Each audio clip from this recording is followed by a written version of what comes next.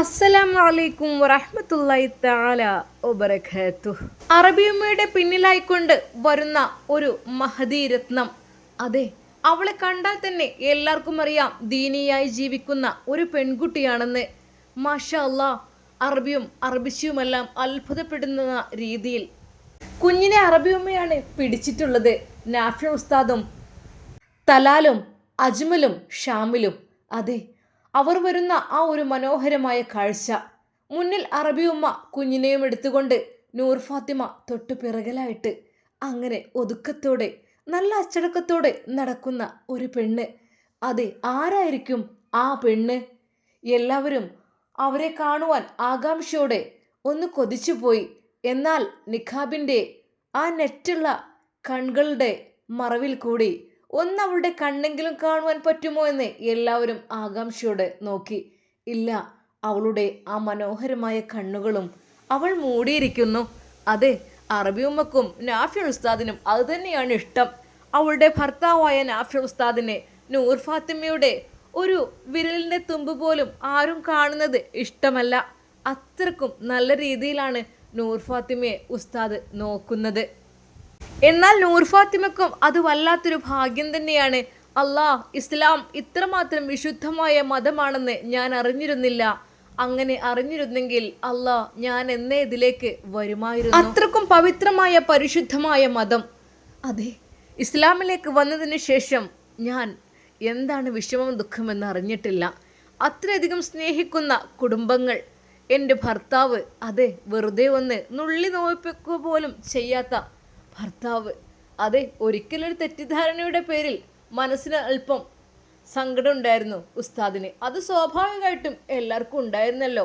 പഠിച്ചോനെ, ആ മനാഫ് അതെൻ്റെ ജീവിതത്തെ വല്ലാതെ തളർത്തിയിരുന്നു. റഹ്മാനെ, എനിക്ക് ഭയമായിരുന്നു. എല്ലാവരോടും പറഞ്ഞു നടക്കുകയായിരുന്നു ഞാൻ നൂർ ഫാത്തിമയെ കെട്ടാൻ വേണ്ടി നിൽക്കുന്ന ആളാണെന്ന്. ആ നിമിഷം എൻ്റെ ഉസ്താദ് ഒത്തിരി സങ്കടപ്പെട്ടിരുന്നു. അതെനിക്ക് നന്നായിട്ടറിയാം. പഠിച്ചോനെ, ഞാനുപോലും അറിയാതെയായിരുന്നു ആ ഒരു സംഭവം. നൂർ ഫാത്തിമ അത് ഓർത്തു. അതെ, പരിശുദ്ധ ഇസ്ലാം അതങ്ങേയറ്റം പവിത്രമാണ്. ഒരു പെണ്ണിനെയും ഉപദ്രവിക്കരുത്, ഒരു പെണ്ണിനെയും വെറുതെ ചീത്ത പറയരുത് എന്ന് പറഞ്ഞ് പഠിപ്പിച്ച ഇസ്ലാം. അതെ, തെറ്റുകൾ കണ്ടാൽ മാത്രം ആദ്യം ഉപദേശിക്കുക, ഉപദേശം കഴിഞ്ഞിട്ട് മറ്റ് പലതിലേക്കും നീങ്ങാൻ പാടുള്ളൂ. അത്രക്കും സ്ത്രീയെ ബഹുമാനിച്ച മതമാണ് ഇസ്ലാം. ഈ ഇസ്ലാം മതത്തിലേക്ക് ഞാൻ വന്നതുകൊണ്ട് എനിക്ക് എത്രമാത്രം സന്തോഷമായി. അതെ, എനിക്ക് എത്രമാത്രം സ്വീകാര്യത ലഭിച്ചു. റഹ്മാനെ, നൂർ ഫാത്തിമ അത് ഓർത്തു. അത്രക്കും പവിത്ര പരിശുദ്ധമായ ഈ ഒരു മതം അല്ലാഹു സുബ്ഹാനഹു വ തആല എനിക്ക് കനിഞ്ഞരുളിയ, എന്നെ ഹിദായത്തിലാക്കിയ ഈ മതം. അതെ, ആ പരിശുദ്ധമാക്കപ്പെട്ട പള്ളിയിൽ നിന്ന് മനോഹരമായ ബാങ്കുലി കേട്ട അതിലാണ് ഞാൻ മയങ്ങിപ്പോയത്. എൻ്റെ നാഫി ഉസ്താദിൻ്റെ പരിശുദ്ധമാക്കപ്പെട്ട ആ ഒരു ശബ്ദം അതെൻ്റെ മനസ്സിലേക്ക് വല്ലാതെ അങ്ങ് കടന്നു വന്നു. ഇസ്ലാമിനോടുള്ള മുഹബ്ബത്ത് അന്ന് മുതൽ എനിക്ക് കൂടി തുടങ്ങി. അങ്ങനെ ഇന്ന് ഞാനിതാ ഒരു കുഞ്ഞിൻ്റെ ഉമ്മയായിരിക്കുന്നു. അതെ, മുസ്ലിമായൊരു കുഞ്ഞിൻ്റെ. അല്ലെങ്കിൽ ഞാൻ റഹ്മാനെ, എന്നെ എൻ്റെ അമ്മച്ചി പറഞ്ഞതുപോലെ സെബാസ്റ്റ്യനും മാത്യുവിനൊക്കെ കല്യാണം കഴിച്ചു കൊടുത്തിരുന്നെങ്കിൽ ഒരു പക്ഷേ എൻ്റെ മക്കൾ ഇന്ന് ക്രിസ്ത്യൻ മക്കളാവുമായിരുന്നു. മക്കളെയല്ല ഞാൻ പറയുന്നത്. എങ്കിലും എനിക്ക് പവിത്രമായ പരിശുദ്ധമായ മതത്തിലേക്ക് കടന്നു വരാനും ഒരു മുസ്ലിമായ കുഞ്ഞിന് ജന്മം കൊടുക്കാനും കഴിഞ്ഞല്ലോ. അൽഹംദുലില്ലാ, മാഷാ അല്ലാ. അതുതന്നെയാണ് റഹ്മാനെ ഞാൻ ആഗ്രഹിച്ചതും. അല്ലാഹു സുബ്ഹാനഹു വ തആല എനിക്ക് എൻ്റെ ആഗ്രഹം സാധിപ്പിച്ചു തന്നു. ആദ്യമേ ഞാൻ എൻ്റെ മനസ്സിൽ ഒരാളെ മാത്രമേ വിചാരിച്ചിരുന്നുള്ളൂ. അതെ, ആ ഒരാൾ എൻ്റെ മനസ്സിൽ വല്ലാതെ അങ്ങ് കുടിയേറിയിരുന്നു. അതെനിക്ക് ഉസ്താദിൻ്റെ ഉമ്മ തന്നെ എനിക്ക് സമ്മാനിക്കുകയായിരുന്നു, പ്രിയപ്പെട്ട മകനെ. അതൊക്കെ വല്ലാത്തൊരു അത്ഭുതം തന്നെ. പടച്ച റബ്ബിനോട് നമ്മൾ എന്തൊക്കെ തന്നെ കരഞ്ഞു ചോദിച്ചാലും അല്ലാഹു സുബ്ഹാനഹു വ തആല ഇന്നല്ലെങ്കിൽ നാളെ നമുക്കത് തരും എന്നതിനുള്ള ഒരു മതിയായ ഉദാഹരണം തന്നെയാണ് അത്. അല്ലാഹു സുബ്ഹാനഹു വ തആല കാരുണ്യവാനും കരുണാനിധിയുമാണെന്ന് പടച്ച റബ്ബേ വീണ്ടും വീണ്ടും ഞാൻ ഓർക്കുകയാണ്. റഹ്മാൻ റഹീം എന്നതിൻ്റെ അർത്ഥം എത്രമാത്രം പരിശുദ്ധമാണല്ലാ. അതെ, നീ കാരുണ്യവാനും കരുണാനിധിയുമാണ്. ഫാത്തിഹയുടെ ആ അർത്ഥം ആരുടെയും മനസ്സിനെ ഒന്ന് ചിന്തിപ്പിക്കുന്നത് തന്നെയാണ്. പടച്ച റബ്ബേ, എൻ്റെ ഉസ്താദ് അതെനിക്കെല്ലാം പഠിപ്പിച്ചു തന്നു. അതിൻ്റെ അള്ളാഹുവിനെ ആഴത്തിൽ അറിയുവാൻ സഹായിച്ചു. ഈ ലോകത്ത് വഴിപ്പെടുന്നവർക്കും വഴിപ്പെടാത്തവർക്കും ഒരുപോലെ ഉപകാരം ചെയ്യുന്നവൻ അല്ല എത്ര കാരുണ്യവാനാണ്. റഹ്മാനെ കൈവിടല്ലേ അല്ലാഹ്, മരിക്കുവോളം റഹ്മാനെ കൈവിടല്ലേ. നിന്റെ ദീനിയായ മാർഗത്തിൽ മാത്രം ജീവിക്കുവാനുള്ള ഭാഗ്യം എനിക്ക് നീ നൽകല്ല. നൂർ ഫാത്തിമ ഹൃദയം പൊട്ടി ദുആ ചെയ്തു. എല്ലാവരും ആകാംക്ഷയോടെ നൂർ ഫാത്തിമയെ നോക്കുകയാണ്. അവളുടെ ആ നിഖാബൊന്ന് പൊക്കിയിരുന്നെങ്കിൽ മാഷാ അല്ലാ ആ പവിത്രമായ മുഖമൊന്ന് കാണാമായിരുന്നു എന്ന് അറബിയും അറബിച്ചിയും എല്ലാവരും അവരെ വളരെയധികം സ്നേഹത്തോടു കൂടി എതിരേറ്റു. എന്നാൽ അറബിയുമ്മ പറഞ്ഞു, ആരാണെന്ന് ചോദിച്ചപ്പോൾ എൻ്റെ മോളാണ്, എൻ്റെ മോള്, മരുമകന്, എൻ്റെ പേരക്കുട്ടി. അതെ, വളരെയധികം സന്തോഷത്തോടെയാണ് അറബിയുമ്മ അത് പറഞ്ഞത്. അറബിയുമ്മയുടെ മകളാണെങ്കിൽ ആ മകൾ എത്രമാത്രം സുന്ദരിയായിരിക്കും. അതെ, അറബിയുമ്മ തന്നെ എത്രമാത്രം സുന്ദരിയാണ്. അപ്പോൾ അവിടെ ഒരു മകള്, തലാലിൻ്റെ പെങ്ങൾ എന്നൊക്കെ പറയുമ്പോൾ തലാൽ തന്നെ സുന്ദരനാണ്. അപ്പോൾ തലാലിൻ്റെ പെങ്ങൾ എത്രമാത്രമായിരിക്കും. എല്ലാവരും അത് ആലോചിച്ച് നിൽക്കുകയാണ്. റബ്ബേ, എന്തായാലും അറബിയുമ്മയുടെ ഫാമിലിയുടെ കൂടെയൊക്കെ നമുക്ക് വിവാഹത്തിന് പങ്കെടുക്കാൻ കഴിഞ്ഞല്ലോ എന്നുള്ള സന്തോഷത്തിൽ നൂർ ഫാത്തിമയെ കാണുവാൻ വേണ്ടി അവിടെ കൂടിയ ആളുകളെല്ലാം വരികയാണ്. ഓരോ സ്ത്രീകളും കൈപിടിച്ച് സലാം പറയുന്നു. അസ്സലാമു അലൈക്കും. പതിയ ശബ്ദത്തോടു കൂടി അതാ നൂർ ഫാത്തിമ സലാം മടക്കുന്നു. വഅലൈക്കും അസ്സലാം വറഹ്മത്തുള്ളാഹി തആല വബറകാതുഹു. മാഷാ അല്ലാഹ്, എത്രമാത്രം സൗന്ദര്യമുള്ള ശബ്ദമാണ് അള്ളാഹു അവർക്ക് കൊടുത്തിട്ടുള്ളത്. എന്നാൽ പല സ്ത്രീകളും അതാ നൂർ ഫാത്തിമയെ ഒന്ന് കാണുവാൻ വേണ്ടി ചോദിക്കുന്നു. എന്നാൽ അറബി ഉമ്മയുടെ നിർദ്ദേശമുണ്ടായിരുന്നു, എല്ലാ സ്ത്രീകളുടെയും മുമ്പിലും മുഖം തുറന്നിടരുത്. അതെ, ചില സ്ത്രീകളുടെ കണ്ണുകൾ ആണുങ്ങളെക്കാൾ ശക്തിയുള്ളതായിരിക്കും. അതുകൊണ്ട് സ്ത്രീകളുടെ മുമ്പിലാണെങ്കിലും എൻ്റെ മോൾ മുഖം മറക്കണം. അത് അറബി ഉമ്മയുടെയും നിർദ്ദേശമായിരുന്നു. അതെ, നാഫി ഉസ്താദിൻ്റെയും. നാഫി ഉസ്താദിനും അത് ഇഷ്ടമല്ലായിരുന്നു. എന്നാൽ എല്ലാവരും അവളെ ഒരു നോക്ക് കാണുവാൻ വേണ്ടി കൊതിച്ചിരിക്കുകയാണ്. അറബിയുമ്മയുടെ സമ്മതം. അറബിയുമ്മ, നിങ്ങളെ മകളെ ഞങ്ങളൊന്ന് കണ്ടോട്ടെ. എല്ലാവരും അറബിയുമ്മയോട് അത് പറഞ്ഞപ്പോൾ അറബിയുമ്മക്ക് മനസ്സിൽ സന്തോഷം തോന്നുകയാണ്. അതിനെന്താ, മാഷാ അല്ലാഹ്. മോളെ നൂർ ഫാത്തിമ, ഉമ്മി, മോളുടെ ആ നിഖാബ് ഒന്ന് പൊക്കി കാണിക്കൂ. ഇവിടെ നിനക്ക് വേണ്ടി കാത്തിരിക്കുകയാണല്ലോ എല്ലാവരും. ഒരു നിമിഷം ഉമ്മയുടെ വാക്ക് കേട്ട നൂർ ഫാത്തിമ പതുക്കെ ആ നിഖാബത പൊക്കുന്നു. ശരിക്കും ആരുടെയും കണ്ണുകൾ ഞെട്ടിപ്പിക്കുന്ന രീതിയിലായിരുന്നു അവളുടെ സൗന്ദര്യം. മാഷാ അല്ലാഹ്. ഒരു നിമിഷം എല്ലാവരും പറഞ്ഞു പോയി. എന്നാൽ ഈ സമയം അപ്പോൾ തന്നെ അറബി ഉമ്മ അതെ കണ്ണീർ തട്ടാതിരിക്കാനുള്ള ഒരായത്ത് അത് നൂർ ഫാത്തിമയുടെ മുഖത്തേക്ക് ചൊല്ലി ഊതിക്കൊടുത്തിരുന്നു. മാഷാ അല്ലാഹ്. റഹ്മാനെ, എൻ്റെ കുട്ടിക്ക് ഒരിക്കലും കണ്ണീർ തട്ടരുത്. എന്നാൽ നൂർ ഫാത്തിമയെ കണ്ട എല്ലാവരും അത്ഭുതപ്പെടുകയായിരുന്നു. സത്യം പറഞ്ഞാൽ ഓറലീൻ എന്നൊക്കെ പറഞ്ഞു കേട്ടിട്ടുണ്ട്. ഇവളാണോ അത്? മാഷാ അല്ലാഹ്, എത്രമാത്രം സൗന്ദര്യമാണല്ലോ അള്ളാഹു കൊടുത്തിരിക്കുന്നത്. അള്ളാഹുവിൻ്റെ സൃഷ്ടികൾ എത്രമാത്രം സൗന്ദര്യമുള്ളവരും ആയിരിക്കുമോ. എന്നാൽ നൂർ ഫാത്തിമയുടെ കുഞ്ഞിനെ കണ്ടപ്പോൾ അതും അതേ അവളുടെ മനോഹരമായ അതേ കണ്ണുകൾ അതിനും ലഭിച്ചിട്ടുണ്ട്. ഉമ്മയും മോനും ഒരുപോലെ ഉണ്ട് കേട്ടോ. മാഷാ അല്ലാഹ്, സുന്ദരിയും സുന്ദരന്മാരൊക്കെ ആണല്ലോ. എല്ലാവരും അത് കേട്ട് പറഞ്ഞു. അത് അല്ല നൂർ ഫാത്തിമ, ഞങ്ങൾക്കും കൂടി പറഞ്ഞു തരുമോ ഈ ഒരു സൗന്ദര്യത്തിൻ്റെ രഹസ്യം എന്താന്ന്? അല്ല നൂർ ഫാത്തിമ, എന്നുള്ള സൗന്ദര്യത്തിൻ്റെ രഹസ്യം മറ്റൊന്നുമല്ല, അതെൻ്റെ പേരിൽ തന്നെയുണ്ട്. അത് അള്ളാഹുവിൻ്റെ പേരാണ്. യാ നൂറു യാ അല്ലാ. നൂറു യാ അല്ലാ സുബഹിക്ക് ശേഷം ഒരു 214 തവണ ചൊല്ലി കൈകളിൽ ഊതിയിട്ട് മുഖത്ത് തടവിക്കഴിഞ്ഞാൽ എല്ലാവരുടെയും മുഖം നൂറ് പോലെ പ്രകാശമായിരിക്കും. നൂർ ഫാത്തിമ, മോൾ ആദ്യം ഇത്ര സൗന്ദര്യം ഉണ്ടായിരുന്നോ? ഇല്ല, ഞാൻ ഇത്രയൊന്നും സൗന്ദര്യം ഉണ്ടായിരുന്നില്ല. എനിക്ക് അള്ളാഹു നൽകിയിരുന്നത് ഞാൻ സംരക്ഷിച്ചിരുന്നില്ല. എൻ്റെ നിക്കാഹിന് മുമ്പ് ഞാൻ സാധാരണ ഒരു പെണ്ണായിരുന്നു. ചെറിയ ഡ്രസ്സും ചെറിയ ഫ്രോക്കും ടോപ്പൊക്കെ ഇട്ട് നടക്കുന്ന ഒരു പെണ്ണായിരുന്നു. എൻ്റെ കൈകളും കാലുകളും പകുതി കാണുമായിരുന്നു. അതെ, എൻ്റെ തലയിൽ ഞാൻ തട്ടമിടുമായിരുന്നില്ല. എൻ്റെ കഴുത്തും പുറവും എല്ലാം കണ്ടിരുന്നു. അന്നൊന്നും ഞാൻ എത്ര സൗന്ദര്യം ഉണ്ടായിരുന്നില്ല. എന്നാൽ പിന്നെ പരിശുദ്ധമാക്കപ്പെട്ട ഇസ്ലാമിലേക്ക് കടന്നു വന്നത് മുതൽ ഞാൻ എൻ്റെ ശരീരം വളരെയധികം പവിത്രതയോടെ ഞാൻ ശ്രദ്ധിച്ചു. അതെ, എൻ്റെ ശരീരത്തിൻ്റെ ഒരു തൊലിയുടെ ഭാഗം പോലും പുറത്ത് കാണരുത് എന്ന് ഞാൻ ആഗ്രഹിച്ചു. അതിനുശേഷം അള്ളാഹു എനിക്ക് സൗന്ദര്യം കൂടുതൽ നൽകി. പിന്നെ എനിക്ക് എൻ്റെ നാഫി ഉസ്താദ് പറഞ്ഞു തന്ന ഓരോ ടിപ്സുകളും അതെനിക്ക് വളരെയധികം നല്ലതായിട്ട് തോന്നി. ഏതാണ്, ഞങ്ങൾക്ക് അതുകൂടി ഒന്ന് പറഞ്ഞു തരാമോ? അതിനെന്താ, അത് വളരെയധികം സിമ്പിളാണ്. സൂറത്തുന്നൂറിലെ 35-ാമത്തെ ആയത്ത്. അത് നമ്മളെല്ലാവരും സ്ഥിരമായിട്ട് ഓതുന്നതല്ലേ. ഇതിനു മുമ്പ് ഞാൻ ഒരിക്കൽ പറഞ്ഞിരുന്നു എൻ്റെ കൂടെ ഉംറ നിർവഹിക്കാൻ വന്നവരോട്. എന്നാലും നിങ്ങൾക്ക് വേണ്ടിയിട്ട് ഞാനിത് പറഞ്ഞു തരുന്നു. ബിസ്മില്ലാഹിർ റഹ്മാനിർ റഹീം. അല്ലാഹു നൂറുസ് സമാവാതി വൽ അർളി മസല നൂരിഹി കമിഷ്കാത്തിൻ ഫീഹാ മിസ്ബാഹ് അൽ മിസ്ബാഹ് ഫി സുജാജത്തിൻ അസ്സുജാജത്തു കഅന്നഹാ കൗകബുൻ ദുർരിയ്യും യൂഖദു മിൻ ഷജറത്തിൻ മുബാരക്കത്തിൻ സൈതൂനത്തിൻ ലാ ശർഖിയ്യത്തിൻ വലാ അർബിയ്യ എന്ന് പറഞ്ഞു വരുന്ന ആ ഒരു ആയത്തുകളാണ് ഞാൻ സ്ഥിരമായി ഉപയോഗിക്കാറുള്ളത്. അതിൻ്റെ അർത്ഥം എന്തെന്നറിയില്ലേ? സൂറത്തു നൂറിലെ 35-ാമത്തെ ആയത്താണ് കേട്ടോ. എല്ലാവരും ഒന്ന് സുബഹിക്ക് ശേഷം നിങ്ങളുടെ മുഖം ആർക്കെങ്കിലും പ്രകാശിക്കണം, നിങ്ങളുടെ മുഖം കൂടുതൽ മനോഹരമാകണം എന്ന ആഗ്രഹമുണ്ടെങ്കിൽ അത് സുബഹിന് ശേഷം ഒരു 3 പ്രാവശ്യം ഓതി കൈകളിൽ ഓതിയിട്ട് മുഖം നന്നായിട്ട് തടവുക. ഒരുപാട് ബെനിഫിറ്റുകളാണ് നമുക്കതുകൊണ്ട് കിട്ടാൻ പോകുന്നത്. അല്ലാഹു നൂറുസ് സമാവാതി വൽ അർളി മസല നൂറിഹി കമിഷ്കാത്തിൻ ഫീഹാ മിസ്ബാഹ് എന്ന് പറഞ്ഞാൽ എന്താ?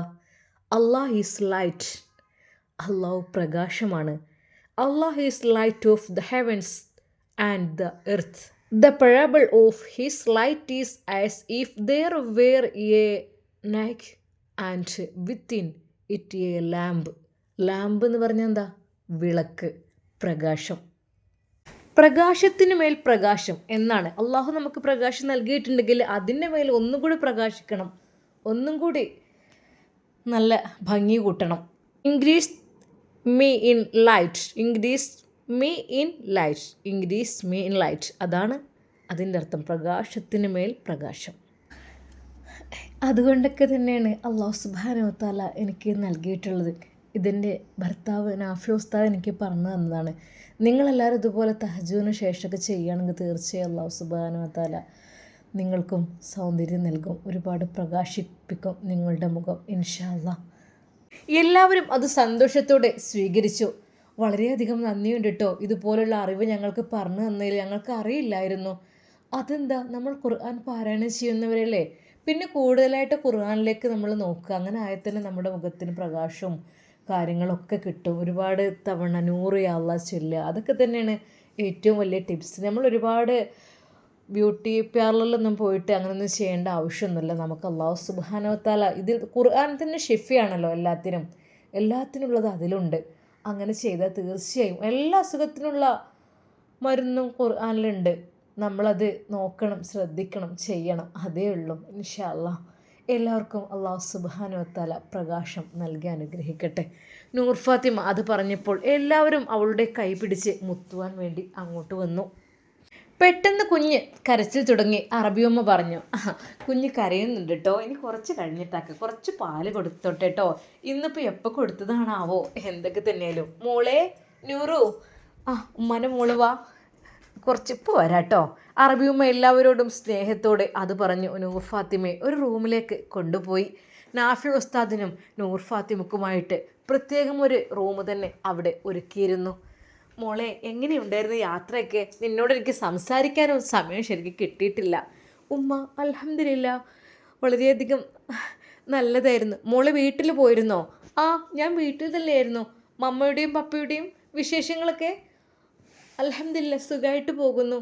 മമ്മയും പപ്പയും എന്താ പറഞ്ഞത്, ഞങ്ങൾ പറഞ്ഞയച്ചു. ഇൻഷാ അല്ലാ അറബിയമ്മയുടെ വീട്ടിൽ ഫംഗ്ഷൻ ഉണ്ടെങ്കിൽ ഞങ്ങൾ വരാമെന്ന് പറഞ്ഞിട്ടുണ്ട്. മാഷാ അല്ലാ, നമുക്ക് എന്തൊക്കെ തന്നെയാലും നടത്തണം. ഇത് ഇവിടുത്തെ നിക്കാഹ് കഴിയട്ടെ. എന്തായാലും ഇവിടുത്തെ അറബി അതായത് ഒരുപാട് ആഗ്രഹിച്ചതാണ് മകളുടെ നിക്കാഹ്.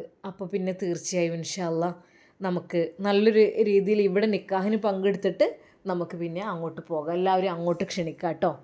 എന്താ സന്തോഷം. തീർച്ചയായും അള്ളാഹുവിൻ്റെ അനുഗ്രഹം കൊണ്ട് എല്ലാം റാഹത്തായിട്ട് പോകുന്നു.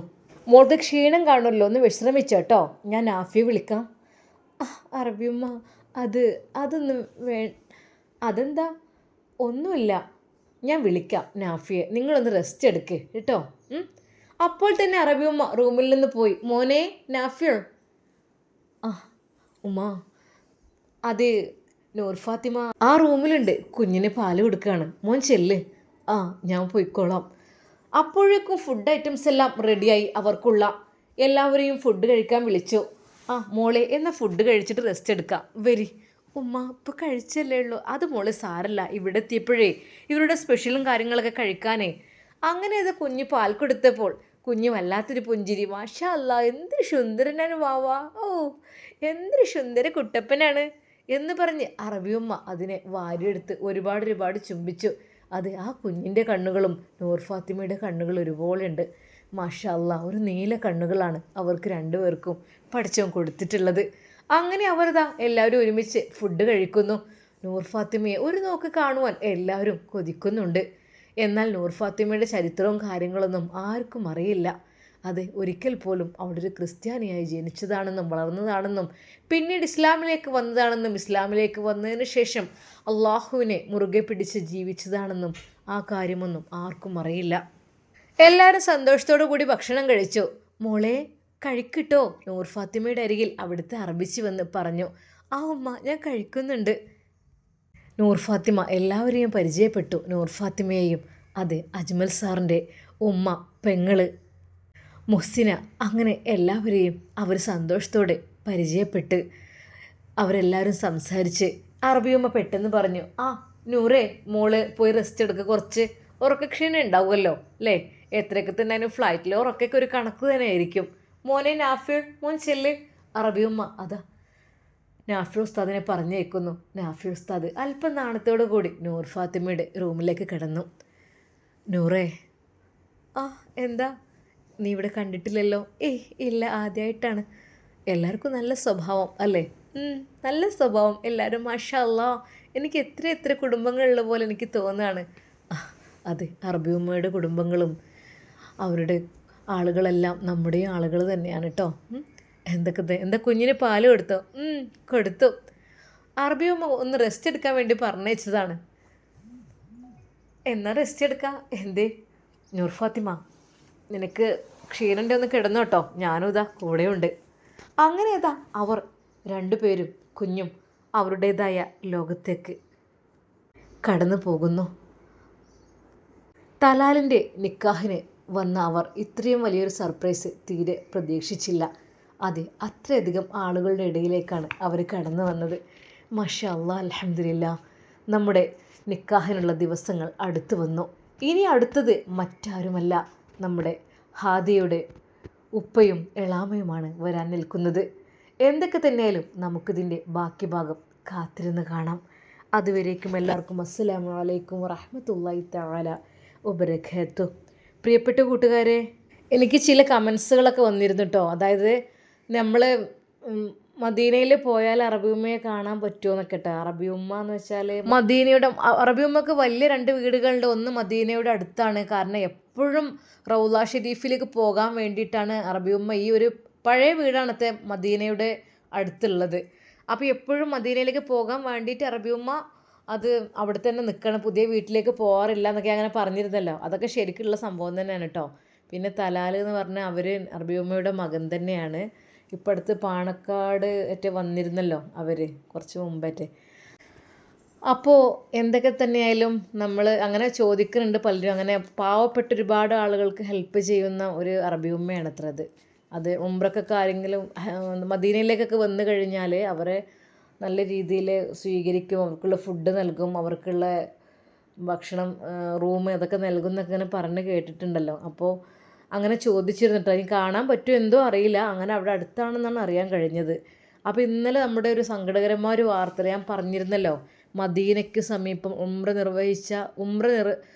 ഉംറ കഴിഞ്ഞ് തീർത്ഥാടകർ സഞ്ചരിച്ച ബസ് കത്തിയമർന്നു. എൻ്റെ റബ്ബേ, 45 മരണം ആയി മാറിയിരിക്കുന്നു. ഒരാൾക്ക് മാത്രം അത്ഭുതകരമായി രക്ഷപ്പെട്ടു എന്നും പറയുന്നുണ്ട്. അള്ളാഹു സുബ്ഹാനഹു വ തആല അവർക്കൊക്കെ സ്വർഗത്തിൽ നല്ല സ്ഥാനം നൽകട്ടെ, ഷഹീദിൻ്റെ കൂലി അവർക്ക് നൽകട്ടെ. കാരണം പിന്നെ വെച്ചാൽ അവിടെ മരണപ്പെട്ട എല്ലാ മൃതദേഹങ്ങളും എല്ലാ മയ്യത്തുകളും സൗദിയിൽ ഖബറടക്കും എന്നാണ് അറിയാൻ കഴിഞ്ഞത്. ദുരന്തത്തിന് ഇരയായവരുടെ മൃതദേഹങ്ങൾ സൗദിയിൽ തന്നെ മറവ് ചെയ്യും. മരണാനന്തര ചടങ്ങുകളിൽ പങ്കെടുക്കുവാനായി മരിച്ചവരുടെ കുടുംബത്തിൽ നിന്ന് 2 പേർക്ക് വീതം സൗദിയിലേക്ക് വരാനുള്ള അവസരം കൊടുത്തിട്ടുണ്ട് കേട്ടോ. ഒരു ഫാമിലിയുടെ 2 ആൾക്ക് വരാം, അതൊക്കെ അവസരം കൊടുത്തിട്ടുണ്ട്. അതൊക്കെ ഫ്രീ ആയിട്ട് തന്നെ. അതും നല്ല കാര്യം തന്നെ കേട്ടോ. പഠിച്ചവനെ 45 മരണം എന്നൊക്കെ പറഞ്ഞാൽ, പക്ഷേ ആ മദീനയുടെ മണ്ണിൽ, ആ സൗദി അറേബ്യയുടെ മണ്ണിൽ അവിടെ മറവ് ചെയ്യുക എന്ന് പറയുമ്പോൾ അത് വല്ലാത്തൊരു ഭാഗ്യം തന്നെയാണ് കേട്ടോ. പഠിച്ചവന് ഉംറയൊക്കെ കഴിഞ്ഞ് അവിടെ തന്നെ മറവ് ചെയ്യാന്ന് വെച്ചാൽ അത് ഭാഗ്യം തന്നെയാണ്. അള്ളാഹു സുബ്ഹാനഹു വ തആല അവരുടെ കുടുംബങ്ങൾക്ക് ക്ഷമ നൽകി അനുഗ്രഹിക്കട്ടെ. ആമീൻ. ഹൈദരാബാദുകാരാണ് മരണപ്പെട്ടത് അല്ലേ എന്നും നമ്മൾ അറിയാൻ കഴിഞ്ഞു. മരിച്ചവരിൽ 24 പേരും സ്ത്രീകളാണ്, കുട്ടികളുണ്ട്. ഒരു പക്ഷേ അവരൊരു പാതി മയക്കത്തിലായിരിക്കും അല്ലേ. അല്ലാ, ആ സമയത്താണ് ടാങ്കറുമായി കൂട്ടിയിടിച്ചത്. സാധാരണ രീതിയിൽ ഗൾഫത്തെ റോഡ് എന്ന് പറഞ്ഞാൽ 1 വേ ആയിരിക്കുമല്ലോ, അങ്ങോട്ടും ഇങ്ങോട്ടും വരുന്ന റോഡുകൾ ഉണ്ടാവുമൊന്നുമില്ല. പക്ഷേ ഇത് എന്ത് സംഭവിച്ചു അറിയില്ല. ടാങ്കർ എന്ന് പറഞ്ഞാൽ എന്താണ്, അതിൽ എന്തായിരിക്കും അല്ലേ, ഡീസൽ പെട്രോളൊക്കെ ആയിരിക്കുമല്ലോ. അത് ബസ്സുമായി കൂട്ടിയിടിച്ച് ഒരു തീ ഗോളമായി മാറിയിരുന്നു. ഒന്നായിട്ട് നിമിഷങ്ങൾക്കൊക്കെ ഒന്നായിട്ട് ഇങ്ങോട്ട് കത്താണ്. റഹ്മാനേ, അള്ളാ പഠിച്ചവനെ, എത്ര ആയിരിക്കില്ലേ അവർ സഹിച്ച വേദന. പഠിച്ച റബ്ബ് അവർക്ക് അതിനുള്ള പ്രതിഫലം നൽകട്ടെ. എന്തായാലും ഷഹീദിൻ്റെ കൂലി അവർക്ക് ലഭിക്കും. പിന്നെയെന്ന് വെച്ചാൽ എല്ലാ തെറ്റുകുറ്റങ്ങളും അള്ളാഹുവിൻ്റെ അരികിൽ കഅബ ഷരീഫിൻ്റെ അടുത്ത് വന്ന് കരഞ്ഞ് പറഞ്ഞ് പ്രാർത്ഥിച്ച് എല്ലാം കഴിഞ്ഞ് നല്ല ക്ലിയറായ മനസ്സോടുകൂടി മുത്ത് ഹബീബിൻ്റെ ചാരത്തേക്ക് പഠിച്ചവനെ ഞങ്ങളുടെ ഹബീബിനെ കാണണമല്ലോ, ഹബീബിൻ്റെ റൗള ഷരീഫ് കാണണമല്ലോ എന്നുള്ള സന്തോഷത്തോടു കൂടിയായിരിക്കും അവർ വരുന്നതിലെ. ആ ഒരു വരുന്ന സമയത്ത് തന്നെ ഈ ഒരു അപകടം നടക്കുന്നത്. അള്ളാഹ് എന്തൊക്കെ തന്നെയും അള്ളാഹു സുബ്ഹാനഹു വ തആല ഒന്ന് തീരുമാനിച്ചിട്ടുണ്ടാവുമല്ലോ, അതുകൊണ്ടായിരിക്കും അങ്ങനെ നടന്നത്. അവരെല്ലാം ആ പുണ്യഭൂമിയിൽ തന്നെ മറവ് ചെയ്യും എന്നാണ് അറിയാൻ കഴിഞ്ഞത് കേട്ടോ. അവരെ കാത്തു കഴിയുന്ന ഒരുപാട് ആളുകൾ ഉണ്ടാവും, ഒരുപാട് ആളുകൾ ഉണ്ടാവും. പഠിച്ചവനെ അവർക്കൊക്കെ നിക്ഷേമം നൽകുക റഹ്മാനെ, ആമീൻ. അതിലേറ്റവും സങ്കടകരമായ വിഷയം മരിച്ചവരിൽ 18 പേർ ഒരേ കുടുംബത്തിൽ നിന്നാണ് അല്ലേ. അവസാനമായിട്ട് അവരെടുത്തൊരു ഫോട്ടോ പത്രത്തിലൊക്കെ നിങ്ങൾ കണ്ടിട്ടുണ്ടാവുമല്ലോ. അവസാനമായിട്ട് ഉംറയ്ക്ക് വരുമ്പോൾ അവർ ഉംറ ചെയ്യുന്ന അവർ ആ ഇഹ്റാമിൻ്റെ വേഷത്തോടു കൂടി എടുത്ത ഒരു ഗ്രൂപ്പ് ഫോട്ടോ, അത് വല്ലാത്തൊരു ഫോട്ടോ തന്നെ. അവസാനമായുള്ള ഒരു ഫോട്ടോ, അതും പുണ്യമാക്കപ്പെട്ട മദീനയിലേക്ക് വരുമ്പോഴുള്ള ഒരു ഫോട്ടോ. അതിൽ 9 കുട്ടികളായിരുന്നു. അല്ലാഹ്, ഒരു കുറ്റം പോലും ചെയ്യാത്ത പിഞ്ചു മക്കളടക്കം അതിലുണ്ട്. ആ ഒരു കുടുംബത്തിലെ 18 പേരെന്ന് വെച്ചാൽ ഹൈദരാബാദിലെ രാമനഗരിയിലുള്ള നസീറുദ്ദീൻ്റെ കുടുംബമാണ് കേട്ടോ. കുടുംബം വീടിൻ്റെ താക്കോൽ അയൽക്കാരനെ ഏൽപ്പിച്ചിട്ടാണ് ഉംറയ്ക്ക് പോയത്. എന്നാൽ ഈ ഒരു വിവരം അറിഞ്ഞപ്പോൾ ആളുകൾ വാതിലൊക്കെ തുറന്ന് അകത്തേക്കൊക്കെ പ്രവേശിച്ചു, അവിടുന്ന് ദുആ ഒക്കെ ചെയ്തു. എന്നാൽ സൗദിയിൽ തന്നെയാണ് ഇവരെ മറവ് ചെയ്യുന്നതെന്ന് അറിഞ്ഞപ്പോൾ എല്ലാവരും അവിടെ വന്ന് ദുആ ചെയ്ത് മടങ്ങി പോവുകയായിരുന്നു. 24 വയസ്സുള്ള ഒരു ആൾ മാത്രമാണ് ബാക്കിയായിട്ടുള്ളത്. മുഹമ്മദ് അബ്ദുൽ ഷുഹൈബ് എന്ന് പറഞ്ഞ ആളാണ് ബാക്കിയായത്. എന്തൊക്കെ തന്നെയാലും അള്ളാഹു സുബ്ഹാനഹു വ തആല നമ്മയും അവരെയും ജന്നാത്തുൽ ഫിർദൗസിൽ ഒരുമിച്ച് കൂട്ടട്ടെ. അതെ, നമ്മൾ വിശ്വസിക്കുന്നവർക്ക് അതൊരു നല്ല കാര്യമായിരിക്കും. കാരണം ഉംറ കഴിഞ്ഞൊക്കെ മരണപ്പെടുക റബ്ബെ, ഒരു തെറ്റും കൂടാതെ നമ്മൾ അള്ളാഹുവിലേക്ക് പോണ പോലെയാണ് അല്ലേ. എല്ലാവരും ആഗ്രഹിക്കുന്നതാണ് പഠിച്ചവനെ ആ മണ്ണിലൊന്ന് അന്തി ഉറങ്ങാൻ ഭാഗ്യം ലഭിച്ചിരുന്നെങ്കിൽ. പിന്നെ ഒരു കണക്കിന് നോക്കുകയാണെങ്കിൽ ആ കുടുംബത്തിലത്തെ എല്ലാവരും മരണപ്പെട്ടു എന്ന് പറഞ്ഞപ്പോഴും ഒരു സന്തോഷമുണ്ട് കേട്ടോ. സന്തോഷം എന്ന് വെച്ചാൽ മരണപ്പെട്ടതിലല്ല, അത് ആർക്കും ദുഃഖിക്കേണ്ട ഒരു അവസ്ഥ വരുന്നില്ലല്ലോ. അത് എല്ലാവരും അള്ളാഹുവിൻ്റെ അടുത്തേക്ക് ഒരുമിച്ച് യാത്രയായി. അങ്ങനെ ആകുമ്പോൾ പഠിച്ചവനെ എൻ്റെ ഉമ്മ മരിച്ചു, എൻ്റെ ഉപ്പ മരിച്ചു, എൻ്റെ മക്കൾ മരിച്ചു എന്ന് വേദനപ്പെടുന്നൊരവസ്ഥ ഇല്ലല്ലോ എന്ന് ഓർത്തപ്പോൾ അതും ഒരു സമാധാനം തോന്നി. അല്ലാഹു സുബ്ഹാനഹു വ തആല പെട്ടെന്നുള്ള മരണത്തെ തൊട്ട് നമ്മളെല്ലാവരെയും കാത്തു രക്ഷിക്കട്ടെ. ആമീൻ യാ റബ്ബൽ ആലമീൻ. നമ്മൾക്ക് എല്ലാവർക്കും ഹജ്ജും ഉംറയും ചെയ്യുവാനുള്ള ഭാഗ്യം അല്ലാഹു സുബ്ഹാനഹു വ തആല നൽകി അനുഗ്രഹിക്കട്ടെ. എൻ്റെ എല്ലാ പ്രിയപ്പെട്ട കൂട്ടുകാർക്കും അസ്സലാമു അലൈക്കും വറഹ്മത്തുള്ളാഹി തആല വബറകാതുഹു.